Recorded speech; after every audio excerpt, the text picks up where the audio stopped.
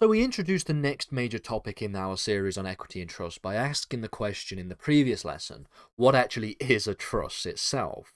And we looked at the various different elements of a trust. We looked at the various different people who participate in the trust, i.e. the settlor and the testator, and then we have the trustee, and then we have the beneficiaries. This lesson is going to talk a little bit more about the elements of a trust, the nature of the trust itself, talking a little bit about the difficulty in coming up with a definition of a trust, owing to the clear variation in terms of the amount of different kinds of trust that exists, as well as the different rationales for even having a trust in the first place. And then we will finish by talking about the influence and the impact of equity in this particular conversation. Because one of the things that you might be asking is, I understand what the trust is. I understand what we mean when we talk about the idea of the trust, the holding property on trust for a beneficiary, etc., etc., etc. But where does the idea of equity come into it? You've spoken about how important equity is and how equity is an invention or invented the concept of the trust. Where does all of this factor in? This is what we'll explore in this lesson. So the fundamental building blocks of the trust is going to be what we are looking at in this lesson. Examining the types of trust that exist in English law will be the next lesson. So talking about the distinction between an express trust, for example, and the types of implied trust that exist, the concept of a secret trust, discretionary trust, etc., etc., etc. All of that will be the next lesson. So let's think then about the characteristics, the fundamental characteristics of the trust itself. Given the wide range of different kinds of trust that exist, which is something that we'll explore in the next lesson, bear in mind the next lesson is going to talk about the different types of trust, but only the main types of trust. There are many, many, many, many different kinds of trust that exists in this area. But given the wide range of different kinds of trusts, and given the wide variety of purposes for the existence of a trust, the idea of coming up with a key definition is something of a futile attempt. So it's something of an impossible task that we are looking to. But with that being said, even though it is impossible, essentially, to come up with a defined, concise definition of what a trust is, hence why it has been very difficult for a number of authors to try and come up with some kind of definition of a trust, hence why it is also difficult for law students to understand what a trust is, there are some certain number of elements which are something of a universality when it comes to the application to trusts. So, for example, the concept of the trust and their use has a general theme in terms of their rationale. The general purpose of a trust, whatever kind of type the trust may be and whatever rationale exists, it tends to involve the protection of some kind of property in some way, doing something with some kind of property.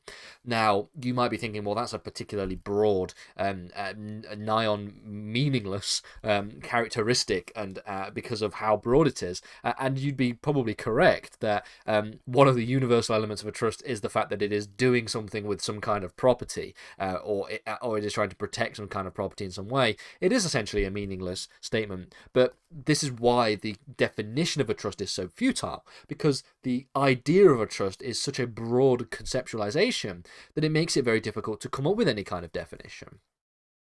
A trust also tends to entail the transfer of legal title for a particular purpose. So this is another characteristic that tends to exist when it comes to a trust. The trustee will have access to this legal title, but there is often a limitation on what they can do with it.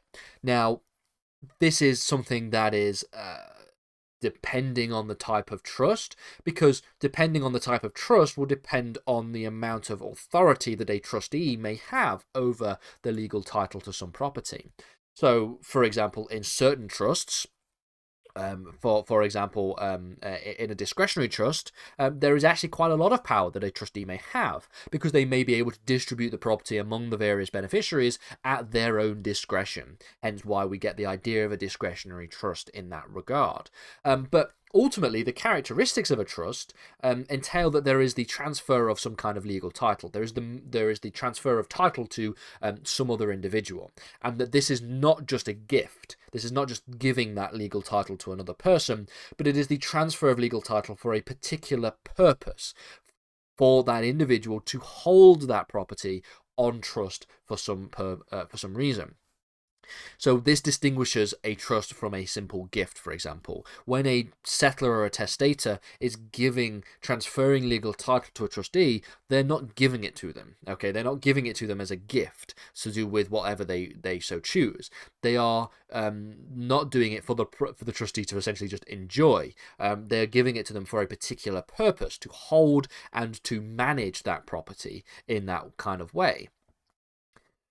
This relationship gives us some ideas about a potentially unified definition of a trust, or at least a potentially unified set of characteristics about a trust. So, for example, a trustee is given assets which do not form part of their own estate. So when a trustee is given assets to hold on trust, that property is separate from the rest of their ownership. Okay, it doesn't just merge into the rest of the things that they own as something that is theirs. It is something that is distinct and separate because it is held on trust. They have a duty to manage said assets. Now, depending on the type of trust they have, will depend on the amount of work that is involved in doing so. Some people just are trustees and they just hold the property, and it is up to the beneficiary to essentially essentially liquidate the trust whenever they so choose, and to receive the benefits of that property whenever they want. But in some cases, the trustee actually has quite a lot of authority and quite a lot of power to hold, to manage, and to distribute the property that has been held on trust by the settlor or the testator. The trustee also has a number of powers relating to the management, the employment, the disposal of said assets. These powers are often outlined under the terms of a trust. So when we talk about a trust being created, it is often created by deed, by contract, by some kind of oral agreement, and there will often be a number of different terms within the characteristics of the trust instrument to essentially outline what powers and authority the particular trustee has over the property that is being held on trust.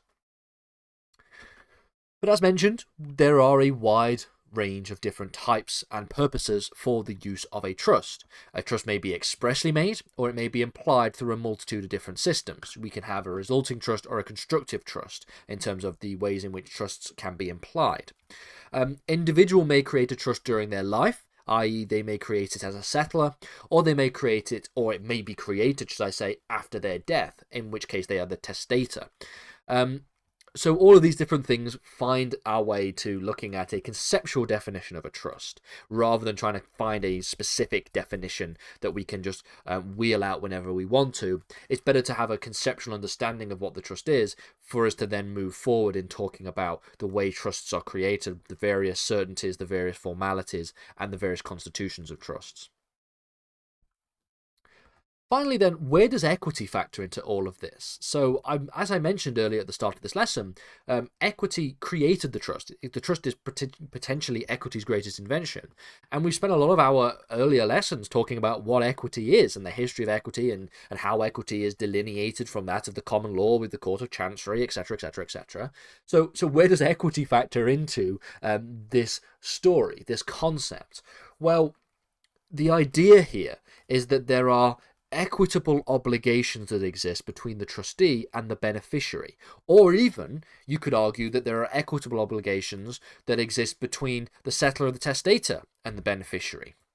The settlor and the testator will transfer legal title to the trustee, and the trustee will hold that legal property on trust in equity for the beneficiary. And so the result is that you see a splitting of legal and equitable interest and equitable rights. The beneficiary has equitable rights over that property, but the trustee holds the legal title and holds that property on trust. According to Parkinson, the notion of the trust lies in the notion of equitable obligations in relation to property, which in most cases will also give beneficiaries commensurate property rights in equity. So the beneficiaries aren't just sat there and the trustee can do whatever they want with the property. The beneficiaries have certain rights over that property, but they don't have legal rights because the legal title has been transferred by the settlor or the testator to the trustee. So therefore they must have equitable obligations, equitable rights, should I say, and equitable obligations. So that's why, as Parkinson states, most cases it will involve the beneficiaries having commensurate property rights in equity.